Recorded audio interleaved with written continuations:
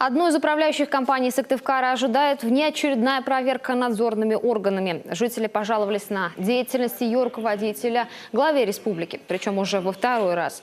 Первое обращение, похоже, недостаточно отработала республиканская служба стройжилтехнадзора. Ее руководителя Романа Шашева, увы, не было на ответственной встрече. Сергей Гапликов попросил передать ему, что разобраться в истории – это было поручение. Между тем, история с фирмой действительно феноменальна. По словам просителей, смотрительница домов по фамилии Карманова организовала на подведомственной территории личный бизнес на всех подрядах родственники, а вот для общего хозяйства не делается практически ничего. Там уже у них семейный подряд, Сергей Анатольевич. Видите, как круто. Фамилия, да, получается, что там работает сама Карманова, муж у нее, Карманов. дочь Карманова. Да. И все Дочка, Кармановы.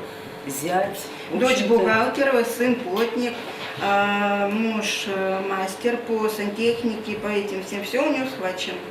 Квартирки хапает, делает за счет управляющей компании, сыну сделала, ремонт сделала, все там.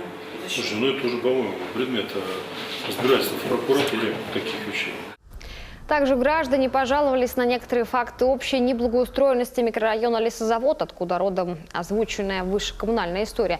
Есть здесь и проблемы с ливневкой. Глава Коми тут же предложил передать зафиксированные на фото претензии мэру столицы Валерию Козлову. Все отдайте, все. Нет, у нас тут очень много. Господи, что же вы? Да, потому что эти общественные телевизоры стараются. Потому что вопросов очень много в Лесозаводе. Слушайте, я в неделю 2 раза точно. Проезжаю, смотрю, вижу все.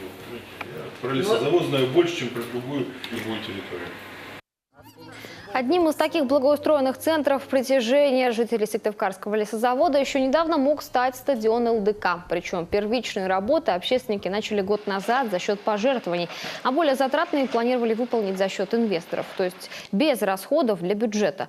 Но с недавних пор по решению депутатов это не спортивный объект, а просто муниципальная земля. Отныне появиться здесь теоретически может все, что угодно.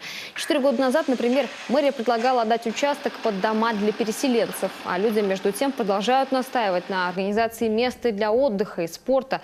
Здесь все-таки 2 футбольных поля и асфальтированная площадка уже есть. В марте инициативная группа собрала по этому поводу 1500 подписей в адрес мэра, но пока реакция, говорят сборщики, непонятная.